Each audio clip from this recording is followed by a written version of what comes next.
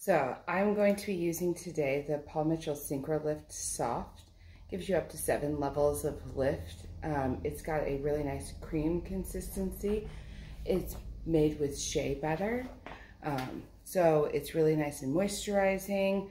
For curly hair, moisture is incredibly important because curly hair tends to be more dry and thirsty than straighter hair.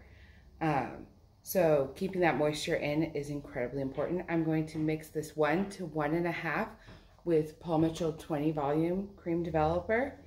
And I'm choosing this product because you'll see when I mix it, but it's really nice and creamy and a little on the thicker side.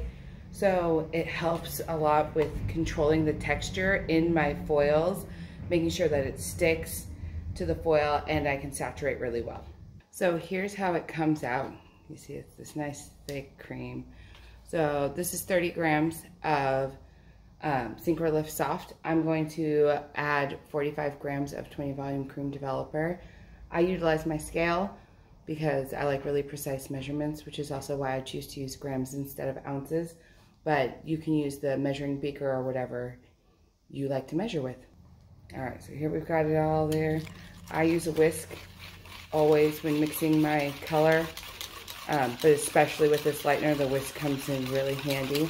Plus, I like to leave my bowl clean and keep my brushes intact, so I never mix with my brushes. Mix, mix, mix, mix, mix. Look at that. See how thick and creamy that is? Oh, it's going to make this hair color a breeze.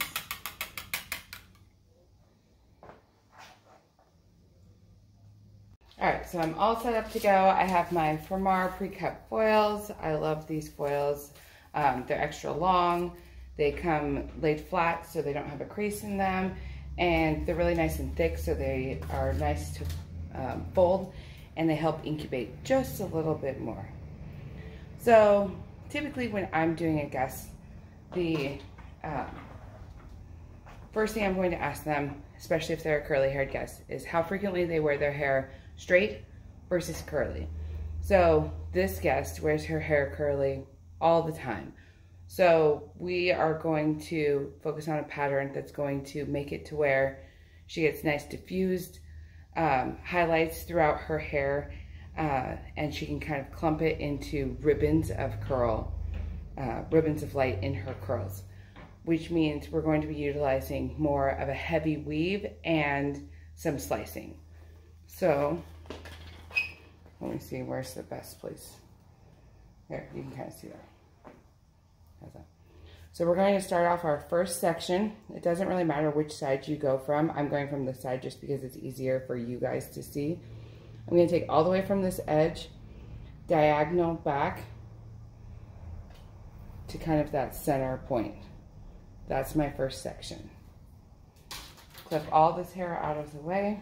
We want to make sure that we have control over the section. So I'm using some tension here, not too much tension, just enough to gain control over the curls. I'm going to do a bounce. So I bounce by just kind of holding the section and scooping off of the top. A lot of people will still take like kind of a thinner section and then take from that. Either way is fine. You do whatever's comfortable for you. So this section is the width of my foil. You want to make sure that you're always the width of your foil or less. And I took 3 pieces here. The reason I took 3 pieces instead of like 5 or 7 is because I want this to create ribbons in her hair, which means I need thicker sections that are singular curls. So you can see when I let this go that each of these kind of curls on its own, and that means that each of these is going to be individual blonde curls in her finished style. We'll take our foil, lift up so we can get right up there underneath that section. I take my Synchrolift Plus, loaded a fair amount onto my brush. I'm going to apply it about 1.5 inches down. Trying to do this to where you can see, sorry. And there, it's stuck to the foil. Isn't that beautiful? how it just sticks to the foil. I'm going to support it underneath. Crisscross, rolling the hair to make sure it's thoroughly saturated. Then I'm going to take my mostly dry brush and dry brush up into this root area. So this is going to give us that kind of balayage gradient feel. Because the thing to remember with color or with lightener application is that the heavier the saturation, the more lift you're going to get. So in these areas where I'm using slightly less saturation, it's going to lift slightly less. So that's how you'll get that beautiful gradient. And then I'm going to fold in half. I like to fold my foils differently based on the technique that I'm doing. So this one is a bounce weave. So we're going to go ahead and fold this again. You'll notice when I'm folding my foils, I'm not creasing super hard across the bottom part of the foil because that can cause you to move the product actually off of that line. So when you open it, you'll see a line that didn't get lightened or only got lightened partially because it didn't have enough product on it because you wiped it off when you were folding your foil. So we're going to fold again up like this, squeezing at the sides. We'll take our comb, lock that foil in, and that one's done. So next section, we're going to go right across the top of that. Still working in a diagonal back. I don't know if you can tell, but right through here, it's a little skinnier and then wider towards this back part. See how wide that section is there? Probably about an inch. And this is more like 1/4 of an inch. So I did that because it's going to give us different points of light. So I want this to look more natural and organic. I don't want it to look like I have stripes of color throughout my guest head. And hair color naturally is going to be lighter in some places and less light in others. So you need that variation for it to feel more organic. All right. So for this one, we are going to skim off the top about 1/8 of an inch to 1/4 of an inch. It's still very translucent. I can see my hand through it. I'm going to take my comb, which is why I choose to utilize a comb for this technique versus like my Pro Stick. I'm going to go to about where I want the dark to kind of stop bleeding through. So if I start here, then all of this hair above that is going to be solid blonde. And this will be gradient based on how much gets pushed away when I tease. So I'm going to start here and push down just once. Okay, so just once, create that little bit of teasing right there at the base. When I take my foil and I put it here, you can see that the teasing is right there. So if I just take my comb, grab that foil or grab that teasing and push it down, it's now all above my foil. So now I can stick this on, stick that to the foil. You stick. Really saturate it. You are going to utilize probably more product with a curly textured guest. We're going to feather up towards that teasing again, ensuring not to get into the teasing. We want to keep the teasing with our natural or base color. So you will notice that you use more product with a curly haired guest, and that's totally normal. So I'm going to fold this up to the teasing mark, not all the way to the top, because if I got any product on this bottom part of my foil, I don't want to accidentally transfer it to the teased part. And then we're going to fold. Again, not squishing where the product is. Okay, that's our next section. So now, here comes the fun part. We're going to switch to working this side diagonal back. So you see now we have this little triangle right here going on. So our first one, we're going to take from the middle of this section and go at that same diagonal, but the opposite way. Okay? Clip that out of the way. Make sure we have nice, clean sectionings. come here, clip. All right, so, and we'll do the same thing. So we're gonna bounce, and here I might just do 2 because this is a smaller section. Okay, so I just have 2 ribbons. I left the section right next to this foil because that would give me probably too much light right there on that little corner. So I hope this angle works okay for you guys, kind of me working backwards so that you can see. Normally I would be standing in front of my section that I'm working on right here where the camera is, and foiling downwards away from my guest face so that it's not all in their face while they're getting their service done. But we got our brush loaded, fair amount of product. We're gonna smush it on, stick that to the foil, crisscross, secure our foil with our fingers. I like to use these 2 fingers to kind of hold it at the base. Then I'm gonna feather up with my dry-ish brush. It's still a fair amount of saturation, like you can see. I just don't want a solid like line right there by going in straight with the brush. I also don't want too much product there at the root because when I close up my foil, if it swells or expands at all, which this tends not to do, but you know, I don't know which lightener you're using and whether it swells and expands. So having slightly less product there when you fold up your foil will ensure that if there's any swelling, it won't swell and bleed out and give you bleed marks that you then have to go color correct. Pinching right here. Fold up our little sides. Look at that beautiful foil. All right. On to the next. So now we're going to go from the edge of this foil diagonal. It's kind of similar to the other one. It's slightly wider on this side, about 1 inch over here, and 1/4 of an inch or so on this side. The thing to remember too is when you take your sections, you want to make sure that the section of hair you're taking is not wider than your foil, because we don't want to be over directing the hair into the foil. We want it to lay down right where it lives and have that be in the foil.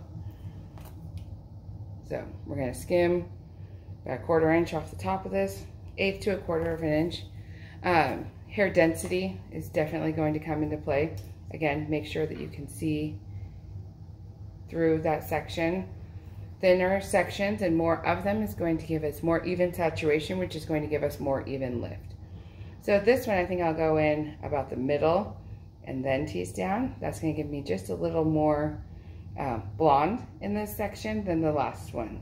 So you can play with that, you know, tease out more of it or tease out less of it, depending on how much blonde you want to show. I like to do kind of a mixture of the two because, again, I like that kind of more organic feel. So I pushed my teasing back out of my way. I'm going to apply my product, make sure it's nice and stuck before I release it. See how it doesn't bounce back up into its curl pattern because it's stuck to the foil. It's nice and smooth. Okay, and then up into here, towards the teasing, but not into it. We're gonna cross and roll all those little hairs, make sure they're super saturated. Pulled up to my teasing so we don't transfer. And ta-da! All right, so now we're going to switch back and go over here. Same thing, taking that corner out. So what this is doing is creating little sections of lightness with triangular shaped sections of darkness that we're leaving out. The thing to remember with lightning is that it's not always about just creating as much light as possible, because just like everything else, you know, there needs to be a balance. The light looks lighter because the dark is next to it, right? You can't be happy without having experienced sadness, because then you wouldn't know what happy is. So you can't be light without having dark, so that you have that contrast and can see, oh yeah, that's light and this is dark. So 2 sections again in my little baby corner, leaving the dark right here next to my last foil. I'm gonna pull up and over. That's gonna get me nice and close to the scalp. Stick it.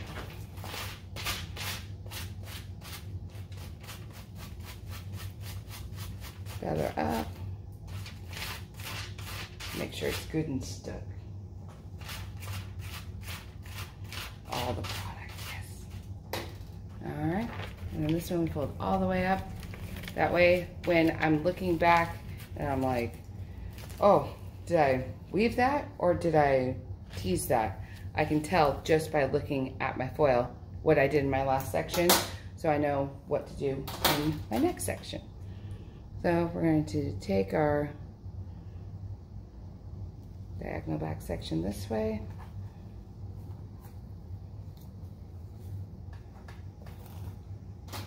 And of course, this is open to interpretation. So if you want more lightness, then do your foil sections closer together. If you want less lightness, then do them a little more spread apart.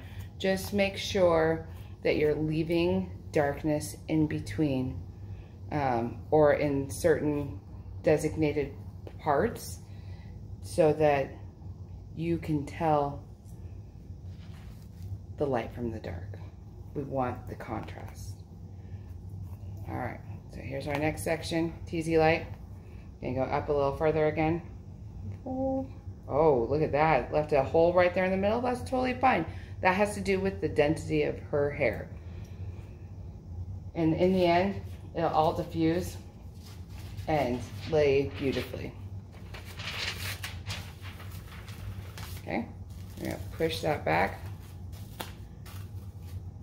And I don't know if you can see, but when I actually lay it down onto the foil, there's really not a hole.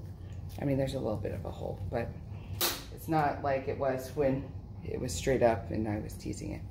So we're going to smoosh, stick, stick, stick. It's kind of like being in school, elementary school, right? You're playing with like the paste, doing some, what was that called? With the paper and the paste. Well, crap. Okay. You know what I'm talking about. Paper mache. Yeah, paper mache. So we're sticking our things on to our paper mache with our paste, except our paper is hair and our paste is lightener. So it'll be even cooler result. All right, make sure to leave that little bit out where we tease, and go on. So next section, we're going back over here. Boop, boop. My triangle of dark. Sounds so sad. My triangle of darkness. All right, so we're getting a little wider again, so we're gonna go 1, 2, 3. Okay, gonna drop out this little bit right next to the hair, or right next to the foil that we did previously.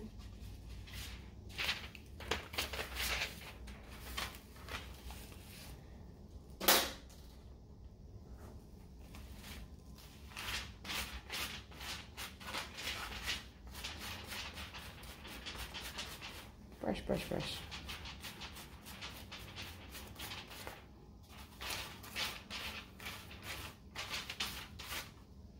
Wish I had a cameraman. All right. Foil there. And then we'll just continue this pattern all the way up to the front.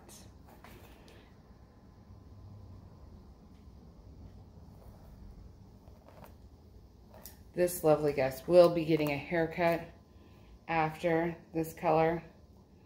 So we're going to tease, see, just one swipe. So the teasing with just one swipe is also incredibly important for removal, right? We don't want to wrap the hair up. We're not looking for an updo. We're looking for just to push some of that hair out so we don't have a solid line of demarcation when we do our slice highlight. So don't put a bunch of, teasing it back. All you're doing is creating knots, which is going to make the washout process and comb out process more painful for your guests. And as I said before, hair color should not be painful. Okay, and then we'll switch back over here.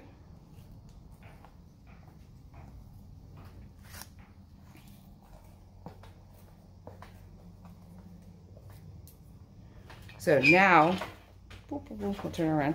We're in this very front part. So the very front part I do slightly differently because if my guest wears her hair back at all, I want to make sure that there aren't any little holidays or she doesn't get any weird grow out within a week right along her hairline because her hair's grown. So I'm going to still take my one little bounce section right here and foil that, and then I'm going to split this and create a fine little veil right here and do one more bounce weave right here in the front. So she has that pop of brightness around her face, but she has this little veil of her natural to pull back and make sure that it grows out nicely. So if she can't come in 6 to 8 weeks when she needs a retouch, say she, goes more 10 weeks or whatever, she's not going to have this grow out that's up to here right at her face. So she still sees the brightness, but not right at her face. If she were wearing her hair down and straight more than down and curly, then I would probably go in here and do a money piece, some back-to-back foils, and I'll show you that at a different time. So, go ahead, see if I can get her to where you can see again. Yeah. Okay, so I've got my little triangle section here. I'll clip her bangs out of the way. So this is my last little triangle. And here I'm just gonna go 1, 2. Okay, 2 little pieces. And sometimes people are like, why would you do that? It's like 5 hairs. But those 5 hairs could be the most important hairs that tie the whole thing together. So sometimes you'll have foils that only have 5 hairs in them, and that's totally fine. Make sure you foil them anyway.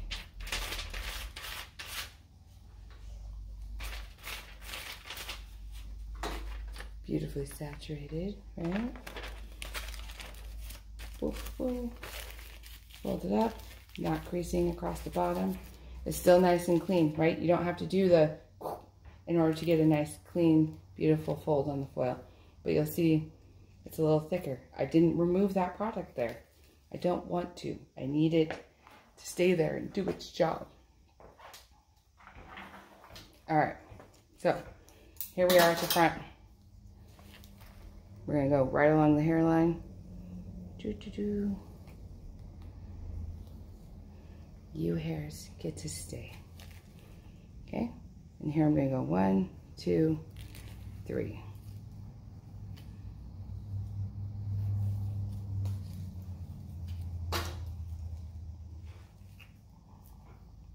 Make sure it's nice and brushed through. Nope, I need a foil.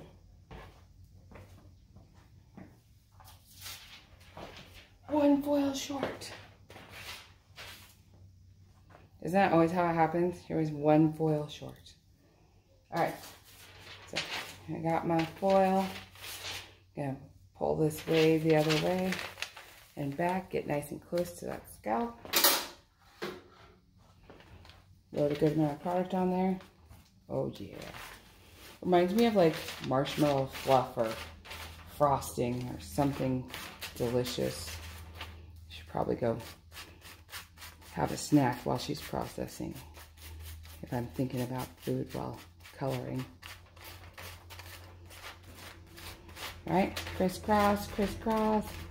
Rolling, rolling, rolling. Keep rolling, rolling, rolling. All right. Good and saturated. That look good to you? All right. And fold up. And like that. Then I'm going to pull this back and clip it out of my guest's face so that she's comfortable during her processing. And we're going to let her sit and process at room temperature for up to 50 minutes. So we'll see you in a bit. After rinsing, I used multiple techniques to do a set. Stay tuned for future video where I'll show you all of the techniques used.